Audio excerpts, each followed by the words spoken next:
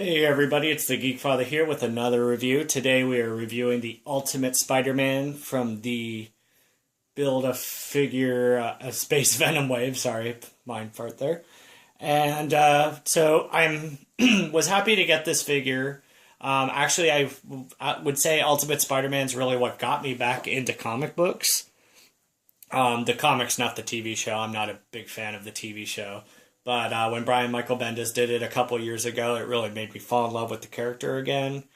And at the time, what seemed like a really cool universe with the Ultimate Universe, the universe itself didn't really last that long, but the character himself really stayed true to the original and upgraded him very well. So I was very happy we're going to get a figure of him.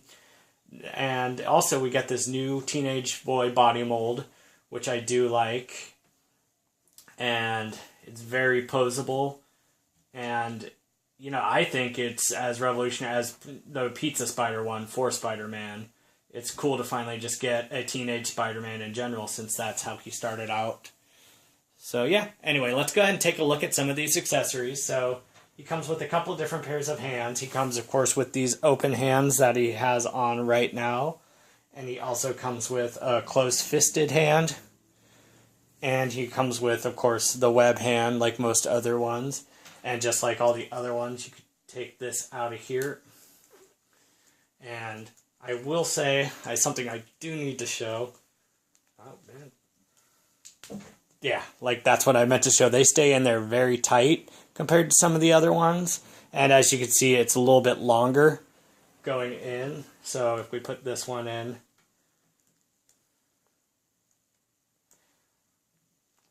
see, they stay in there very tight. But that's a good thing, because you don't want your Spider-Man hands coming out while you're trying to pose him. So that's very cool. And he also comes with this Peter Parker head sculpt, which I think looks very cool. I think it looks just like Mark Bagley. I can't remember exactly how to say his name, but his artwork from the original Spider-Man comics. Ultimate. And that just comes right off. And fits right on there. No, and I think that looks very cool. A little bit pale, but like I say, good detail on the figure. And I will say this figure is tight. The joints are very tight on this figure. As compared, I haven't reviewed him yet, but here's the Miles Morales one. And his don't tend to be as tight as this Peter Parker one tends to be. But, like I say, if you use a blow dryer, a little hot water, they should loosen up very easily. But yeah. And so as far as the new mold, like I was saying, it's a brand new one, and I do really enjoy it quite a bit. I think you can get them in some fun poses.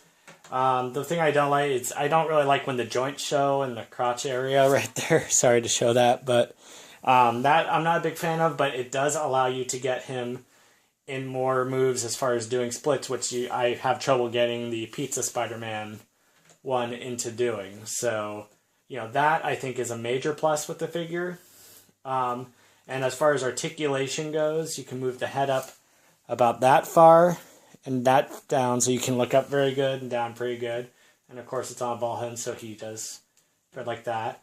Now his arm, it does better on this arm. You can move it all the way up like that, which I do wish they would paint these in, because that does look a little weird having him do that. But it moves in like that.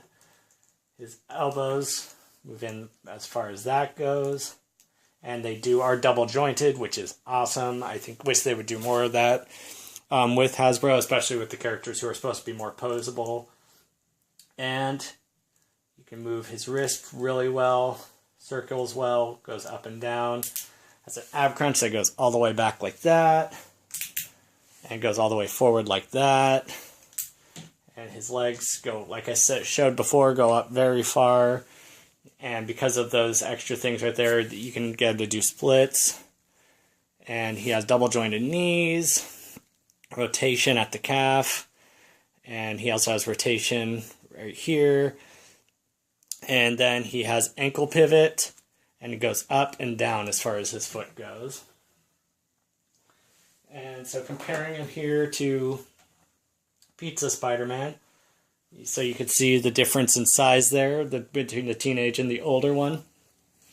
Now, I can't really decide which one I like better, to be honest. I mean, to me, this is pretty much my favorite all-time Hasbro figure with the Pizza Spider-Man, but I am a very big fan of this new teenage body mold, mostly because, you know, like I said, Spider-Man was a teenager, so it's cool to get him like that, and in some ways, he's more posable, which with Spider-Man, that's always something you have to judge with a figure on how posable they can get. I'm still leaning more towards the Pizza Spider-Man, just because I like the look and the older version of him the best. But, you know, like I said, I can honestly understand if somebody thought this figure was the better of the two. And here he is compared to Miles Morales Spider-Man, who I shall be reviewing later. And it's pretty much the same body mold, so it's cool to have both of the Ultimate Spider-Man in my collection.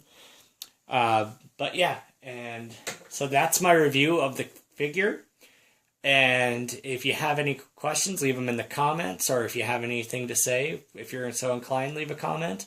And please like my page and subscribe for future installments. Thank you.